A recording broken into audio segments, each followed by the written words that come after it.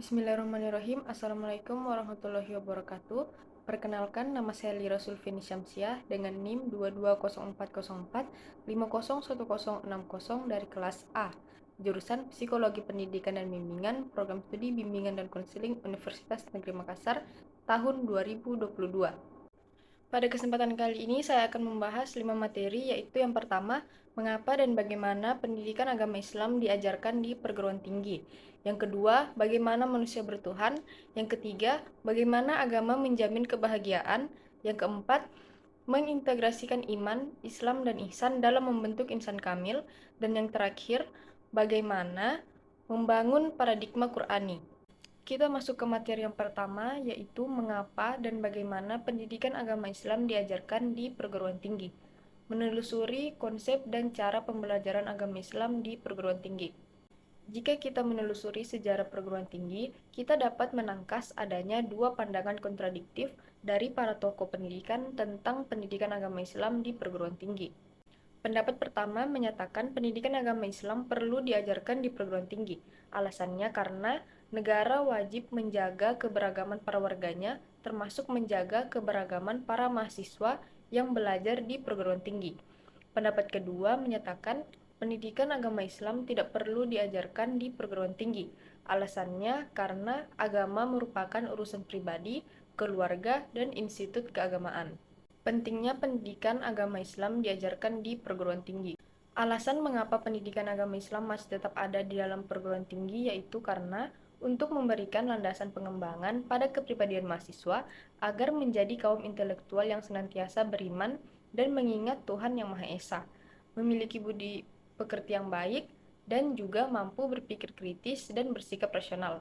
Disinilah pendidikan agama Islam berperan sangat penting. Dengan ilmu agama, seseorang akan dibekali dengan kemampuan dalam menghadapi masalah dengan benar.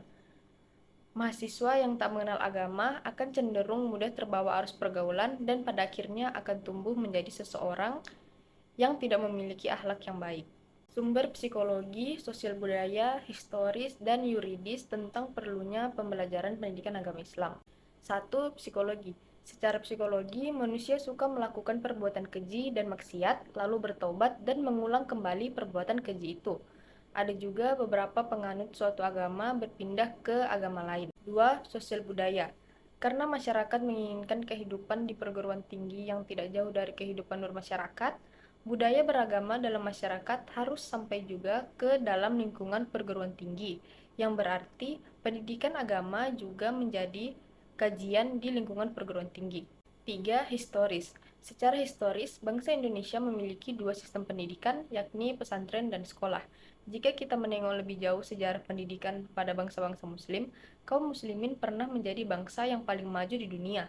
Para pendidik dan pelajar muslim pada masa keemasan Islam tidak pernah memisahkan pendidikan agama dari pendidikan sains dan teknologi. Para ilmuwan dan teknologi muslim pada masa kejayaan Islam adalah para ilmuwan dan teknologi yang memahami ajaran Islam secara luas dan mendalam. Sebut saja Ibnu Sina. Dia adalah seorang dokter, psikolog, dan psikiater sekaligus ahli agama. 4. Yuridis atau hukum. Kebijakan yuridis merupakan dasar-dasar penyelenggaraan pendidikan agama yang bersumber dari peraturan perundang-undangan yang secara langsung maupun tidak langsung dapat dijadikan pegangan dalam penyelenggaraan pendidikan agama di sekolah atau lembaga pendidikan formal di Indonesia. Metode pembelajaran dan model pendekatan pendidikan agama Islam di perguruan tinggi. Metode pembelajaran agama Islam adalah cara yang digunakan dalam penyampaian bahan pelajaran kepada mahasiswa supaya dapat memahami pelajaran dengan mudah, efektif, dan dapat dicerna dengan baik. Dalam mencapai tujuan pengajaran, sebagian besar dipengaruhi oleh metode mengajar yang dikembangkan. Secara garis besar, ada dua macam metode yang sering digunakan, yaitu metode pendekatan substansi garis besar, yang terdiri dari pendekatan kajian Al-Quran dan sejarah Islam, pendekatan disiplin ilmu dan kajian isi atau ajaran, serta pendekatan tentang tujuan didatangkannya syariat Islam. Kemudian, metode proses pembelajaran agama terdiri dari studi implementasi dan metode tipologi agama. Adapun ayat Al-Quran tentang pentingnya menuntut ilmu adalah Quran Surah Al-Alaq ayat 1-5 yang berbunyi, Iqra bismi rabbikal ladzi khalaq, khalaqal insana min 'alaq, Iqra wa rabbukal akram, alladzi 'allama bil qalam, 'allamal insana ma lam ya'lam. Yang artinya, bacalah dengan menyebut nama Tuhanmu yang menciptakan. Dia telah menciptakan manusia dari segumpal darah. Bacalah, dan Tuhanmu lah yang maha pemurah, yang mengajarkan manusia dengan perantara kalam. Dia mengajarkan kepada manusia apa yang tidak diketahuinya. Kita masuk ke materi yang kedua, yaitu bagaimana manusia bertuhan. Konsep spiritualisme sebagai landasan kebutuhan. Spiritualisme merupakan pengerahan kebangkitan atau pencerahan potensi rohaniah dalam diri manusia yang harus tunduk pada ketentuan syar'i untuk mencapai tujuan dan makna dalam hidup. Alasan manusia memerlukan spiritualitas. 1. Manusia adalah makhluk ciptaan yang terbatas. Manusia adalah satu-satunya makhluk ciptaan yang dianugerahi Tuhan kebebasan untuk memilih. Makhluk-makhluk lainnya, seperti hewan, tidak dapat memiliki kebebasan itu. Hewan hanya berespon mengikuti nalurinya atau insting. Benda mati merespon mengikuti hukum fisika. Meskipun visi hidup yang dimiliki oleh manusia berasal dari Tuhan, namun manusia tetap diberi Tuhan kebebasan untuk memilih setiap tindakannya guna mewujudkan visi hidupnya di dunia, baik itu keputusan untuk mengambil tindakan yang baik maupun yang buruk. Lebih daripada itu, manusia diciptakan untuk menyembah Allah Subhanahu wa taala sebagaimana dalam Al-Qur'an surah Al-Mu'minun ayat 115-116 disebutkan, Afahasibatum annama khalaqnakum abasan wa annakum ilaina la turja'una fata'alallahul malikul haqqu la ilaha illa huwa rabbul arsil karim. Yang artinya, maka apakah kamu mengira bahwa sesungguhnya kami menciptakan kamu secara main-main saja dan bahwa kamu tidak akan dikembalikan kepada kami? Maka Maha Tinggi Allah, Raja yang sebenarnya. Tidak ada Tuhan selain Dia, Tuhan yang mempunyai arsy yang mulia.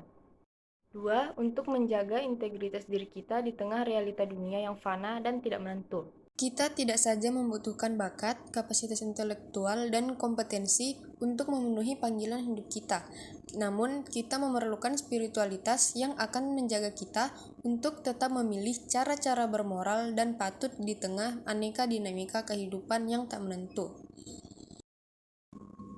Iman dan keyakinan yang melandasi nilai-nilai spiritualitas memampukan kita memenuhi panggilan hidup sambil tetap menjaga keseimbangan antara kehidupan duniawi dan akhirat, sehingga kita tidak terhanyut mengejar kebendaan dan materialisme yang berlebihan. Sujud Moko, salah satu pengikut Sultan Syahrir, pernah berkata, hanya imanlah yang dapat memberikan keberanian hidup bagi manusia. Iman juga dapat memberikan keberanian hidup dan kemantapan moral untuk menolak peluang-peluang yang gampang namun tidak becus, biarpun kelihatan aman dan biarpun dipakai banyak orang, dan untuk tetap mengambil jalan yang lurus, betapapun sulit jalan yang harus dilalui. 3. Untuk mengembangkan hati nurani yang takut akan Tuhan. Ketika hati nurani yang takut akan Tuhan itu mulai merasuki kesadaran dan hasrat hidup kita, maka kita memiliki kemampuan untuk menempuh hidup dengan integritas. 4. Untuk mengendalikan dorongan ego dalam diri kita.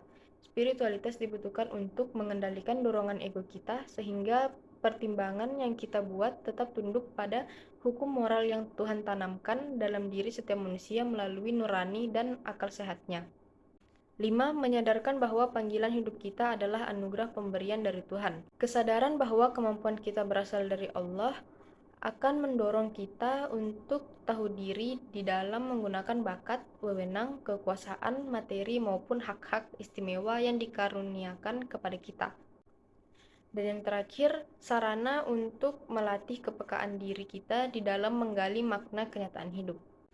Sumber psikologis, sosiologis, filosofis, dan teologis tentang konsep ketuhanan. Satu, konsep dengan perspektif psikologis yang membahas tentang iman, akhlak mulia, dan tawakal. Dua, konsep dengan perspektif sosiologis yang mempelajari masyarakat umum, bagaimana mereka berhubungan dengan Tuhan.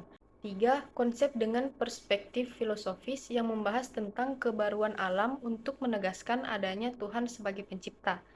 Empat, konsep dengan perspektif teologis yang membahas tentang masalah ketuhanan, kebenaran, dan keberagaman. Cara manusia meyakini dan mengimani Tuhan. A. Bersifat ijmali, yaitu mempercayai Allah Subhanahu wa Ta'ala secara umum atau secara garis besar. Dan yang kedua, bersifat tafsili, atau mempercaya Allah secara terperinci. Esensi dan urgensi visi ilahi untuk membangun dunia yang damai. Apabila manusia telah mampu mengasah spiritualisnya sehingga ia dapat merasakan kehadiran Tuhan, maka ia akan dapat melihat segala sesuatu dengan visi Tuhan atau ilahi. Visi ilahi inilah yang saat ini dibutuhkan oleh umat manusia, sehingga setiap tindak tanduk dan sikap perilaku manusia didasari dengan semangat kecintaan kepada Tuhan sebagai manifestasi kebenaran universal dan pengabdian serta pelayanan kepada sesama ciptaan Tuhan. Dengan begitu akan terciptanya dunia yang damai. Materi selanjutnya yaitu bagaimana agama menjamin kebahagiaan. Konsep dan karakteristik agama sebagai jalan menuju Tuhan dan kebahagiaan. Ibnul Qayyim al-Jauziyah berpendapat bahwa kebahagiaan itu adalah perasaan senang dan tentram karena hati sehat dan berfungsi dengan baik. Adapun karakteristik dari hati yang sehat adalah sebagai berikut. 1. Hati menerima makanan yang berfungsi sebagai nutrisi dan obat. 2. Selalu berorientasi ke masa depan dan akhirat. 3. Selalu mendorong pemiliknya untuk kembali kepada Allah dan tidak ada kehidupan, kebahagiaan, dan kenikmatan kecuali dengan ridhonya dan dekat dengannya. 4. Tidak pernah lupa dari mengingat Allah, berzikir kepada Allah, tidak berhenti berkhidmat kepada Allah, dan tidak merasa senang dengan selain Allah Subhanahu wa Ta'ala. 5. Jika sesaat saja kita lupa kepada Allah, segera ia sadar dan kembali mendekat dan berzikir kepadanya. 6. Jika sudah masuk dalam sholat, maka hilanglah semua kebingungan dan kesibukan duniawinya dan segera ia keluar dari dunia, sehingga ia mendapatkan ketenangan, kenikmatan, dan kebahagiaan. 7. Perhatian terhadap waktu agar tidak hilang sia-sia melebihi perhatian kepada manusia lain dan hartanya. Dan yang terakhir, hati yang sehat selalu berorientasi kepada kualitas amal, bukan kepada amal semata. Adapun beberapa faktor yang menyebabkan hati manusia menjadi sakit yaitu banyak bergaul dengan orang-orang yang tidak baik, berangan-angan, menggantungkan diri kepada selain Allah, terlalu kenyang, terlalu banyak tidur, berlebihan melihat hal-hal yang tidak berguna, serta berlebihan dalam berbicara. Alasan manusia harus beragama dan bagaimana agama dapat membahagiakan umat manusia. Kunci beragama berada pada fitrah manusia. Fitrah itu sesuatu yang melekat dalam diri manusia dan telah menjadi karakter atau tabiat manusia. Pun dalam teologi Islam, seperti telah dijelaskan bahwa setiap manusia lahir dalam kesucian yakni suci dari dosa dan telah beragama yakni agama Islam. Sumber historis, filosofis, psikologis, dan sosiologis tentang pemikiran agama sebagai jalan menuju kebahagiaan. Secara teologis, beragama itu adalah fitrah. Jika manusia hidup sesuai dengan fitrahnya, maka ia akan bahagia. Sebaliknya, jika ia hidup tidak sesuai dengan fitrahnya, maka ia tidak akan bahagia. Secara historis, pada manusia sepanjang kebutuhan dasar manusia yang penting hakiki. 1. Argumen psikologi kebutuhan manusia terhadap agama. Sebagai makhluk rohani, manusia membutuhkan ketenangan jiwa, ketentraman hati, dan kebahagiaan rohani. Kebahagiaan rohani hanya akan didapat jika manusia dengan pemilik kebahagiaan yang hakiki. Menurut teori mistisme Islam, bahwa Tuhan Maha Suci, Maha Indah, dan Maha Segalanya. Tuhan yang Maha Suci itu tidak dapat didekati kecuali dengan jiwa yang suci. Oleh karena itu, agar jiwa bisa dekat dengan Tuhan, maka sucikanlah hati dan segala kotoran yang bersifat jelek. 2. Argumen sosiologis kebutuhan manusia terhadap agama. Di antara karakter manusia, menurut Al-Quran, manusia adalah makhluk sosial. Makhluk sosial artinya manusia tidak bisa hidup sendiri dan tidak bisa mencapai tujuan hidupnya tanpa keterlibatan orang lain. Argumen tentang Tauhidullah sebagai satu-satunya mode beragama yang benar. Tauhidullah membebaskan manusia dari tahayul, hufarat, mitos, dan bidah. Tauhidullah menempatkan manusia pada tempat yang bermartabat, tidak menghambakan diri kepada makhluk yang lebih rendah derajatnya daripada manusia. Manusia adalah makhluk yang paling mulia dan paling sempurna dibanding dengan makhluk-makhluk Allah yang lain. Itulah sebabnya Allah memberi amanah dan khilafah kepada manusia. Menurut Said Hawa, Tauhidullah dapat rusak dengan hal-hal sebagai berikut. 1. Sifat al-kibr atau sombong. 2. Sifat az-zum, kezaliman dan sifat al-kizb, kebohongan. 3. Sifat al-ifsad, melakukan perusakan. 4. Sikap al-ghaflah, lupa. 5. Sifat al-ijram, berbuat dosa. Dan 6. Sifat ragu menerima kebenaran. Mendeskripsikan esensi dan urgensi komitmen terhadap nilai-nilai tauhid untuk mencapai kebahagiaan. Mengapa jiwa tauhid itu penting? Sebab jiwa tauhid adalah modal dasar hidup yang dapat mengantarkan manusia menuju keselamatan dan kesejahteraan. Sungguh, jiwa tauhid itu penting. Allah sebagai Rabb telah menanamkan jiwa tauhid ini kepada seluruh manusia semenjak mereka berada di alam arwah. Nilai-nilai hidup yang dibangun di atas jiwa tauhid merupakan nilai positif, nilai kebenaran, dan nilai ilahi yang abadi yang mengandung kebenaran mutlak dan universal. Komitmen terhadap nilai-nilai universal merupakan metode dan strategi untuk menggapai kebahagiaan yang ditanamkan dan dikembangkan agar menjadi roh kehidupan. Itu adalah al-amanah, al-adalah, al-hurriyah, dan lain-lain. Adapun ayat tentang prinsip hidup bahagia menurut Islam terdapat pada Quran Surah An-Nisa ayat 134 yang berbunyi, Man kana yuridu sawabad dunya fa indallahi sawabud dunya wal akhirah,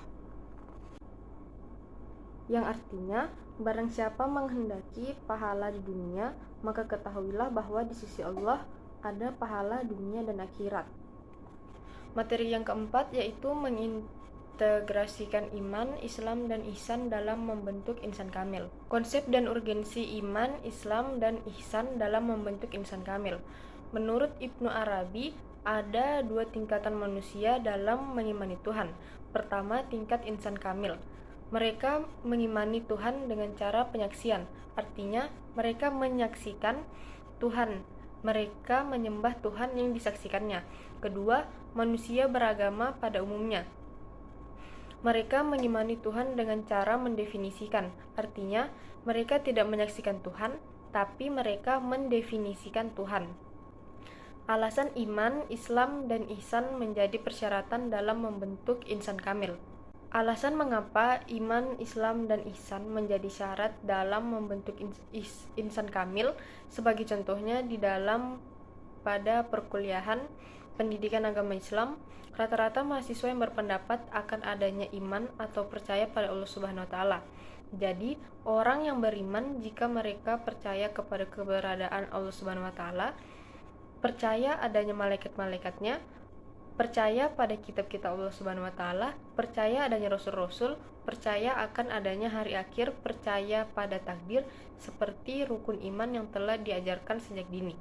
Sumber teologis, historis, dan filosofis tentang iman, Islam, dan ihsan sebagai pilar agama Islam dalam membentuk insan kamil. Berdasarkan hadis yang diriwayatkan Umar bin Khattab radhiyallahu anhu, di atas kaum muslimin menetapkan adanya 3 unsur penting dalam agama Islam, yakni iman, Islam, dan ihsan sebagai satu kesatuan yang utuh. Pada periode berikutnya, para ulama mengembangkan ilmu-ilmu untuk memahami ketiga unsur tersebut, yaitu ilmu syariat dengan objek kajian 5 rukun Islam, akidah dengan objek kajian 6 rukun iman, dan akhlak dengan objek kajian bagusnya akhlak sebagai buah dari keimanan dan peribadatan. Karakteristik insan kamil dan metode pencapaiannya. Dengan merujuk kepada filsuf dan sufi muslim, manusia itu terdiri dari 4 unsur, yaitu 1. Jasad. Kewajiban jasad adalah menjalankan syariat, yakni menjalankan ibadah badan dan ibadah harta, seperti sholat wajib, puasa Ramadan, membayar zakat, menunaikan ibadah haji bagi yang mampu, dan peduli memajukan lingkungan. 2. Hati nurani. Kewajiban hati nurani yakni menjalankan tarekat, yakni mencintai Allah dengan jalan mengingatnya dan Rasulnya. 3. Roh. Kewajiban roh adalah menjalankan hakikat, yakni merasa-rasakan daya kuatnya Tuhan.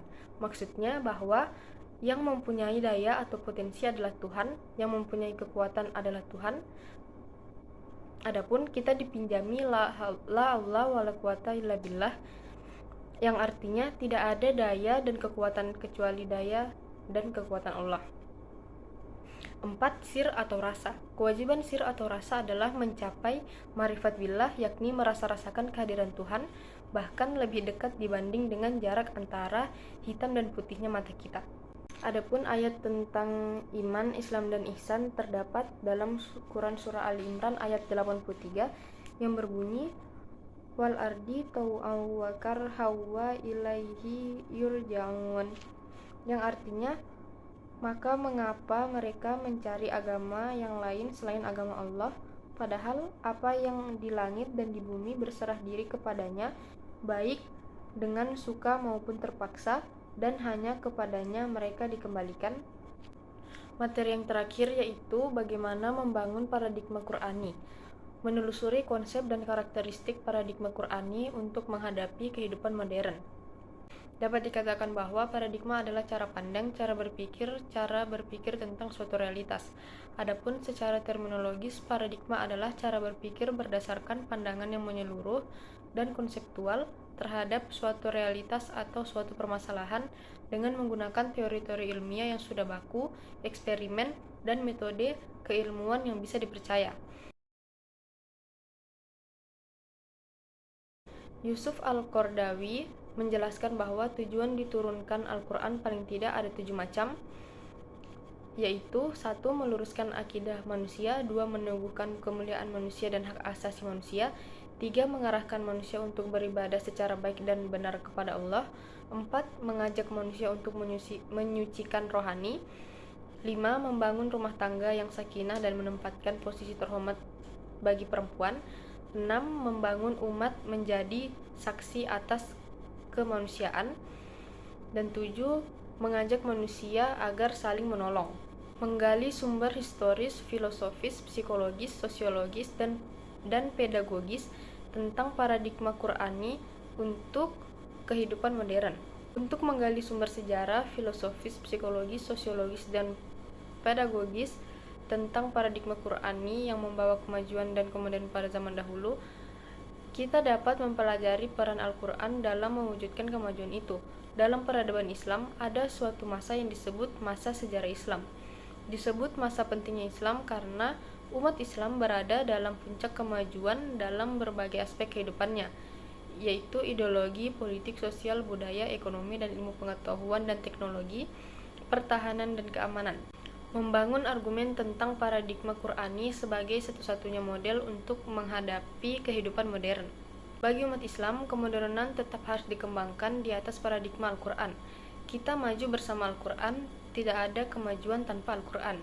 Al-Quran bukan hanya sebagai sumber inspirasi, tetapi ia adalah landasan, pedoman paradigma, dan pedoman dalam mengarahkan kemodernan agar dapat menyejahterakan manusia, dunia, dan akhirat. Mendeskripsikan esensi dan urgensi paradigma Qur'ani dalam menghadapi kehidupan modern. Dalam konsep Islam, kemajuan dan kemodernan yang integral adalah segala sesuatu yang harus diraih dan merupakan perjuangan yang tidak boleh berhenti. Al-Quran harus dijadikan paradigma dalam melihat dan mengembangkan segala masalah. Paradigma Qur'ani dalam pengembangan iptek, paradigma Qur'ani dalam pengembangan budaya, paradigma ekonomi yang berlandaskan paradigma Qur'ani.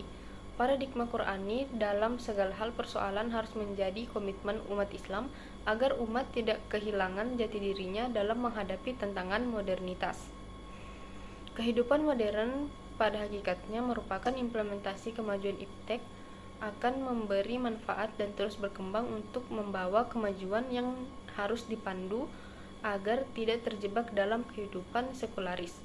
Sejarah membuktikan kemunduran Islam pada abad ke-18 yang biasanya disebut stagnasi abad ilmiah adalah karena beberapa faktor, yaitu 1. Karena umat Islam meninggalkan peran Al-Quran sebagai paradigma dalam menghadapi segala masalah. 2. Semangat ijtihad di kalangan Islam. 3. Menurut Muhammad Iqbal, karena umat Islam menerima pemahaman Yunani mengenai realitas yang dinamis, sedangkan jiwa Islam bersifat dinamis dan berkembang. 4. Para ilmuwan keliru memahami pemikiran Al-Ghazali. Dan 5. Karena sikap para khalifah yang berkuasa pada zaman itu tidak mendukung pengetahuan karena takut kehilangan pengaruh yang mempengaruhi perkembangan terhadap kekuasaan mereka. Rangkuman tentang kontribusi paradigma Qur'ani dalam menyelesaikan masalah kehidupan modern. Kemajuan itu akan diraih dan akan menjadi milik umat Islam jika umat Islam sekarang yang sama dengan Al-Quran sebagaimana umat pada zaman sekarang menjadikan Al-Quran sebagai paradigma pemecah masalah kehidupan. Paradigma Qur'ani berkontribusi dalam mewujudkan kemajuan dan kemodernan pada zaman Islam yang ditandai dengan kemajuan pesat perkembangan iptek di dunia Islam yang berimplikasi terhadap kemajuan di bidang lainnya.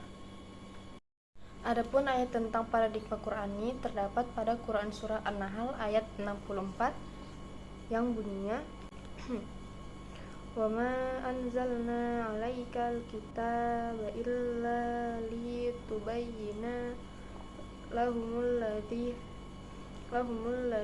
اخْتَلَفُوا فِيهِ وَهُدًى وَرَحْمَةً لِقَوْمٍ يُؤْمِنُونَ, yang artinya, dan kami tidak menurunkan kitab Al-Quran ini kepadamu Muhammad melainkan agar engkau dapat menjelaskan kepada mereka apa yang mereka perselisihkan itu, serta menjadi petunjuk dan rahmat bagi orang-orang yang beriman.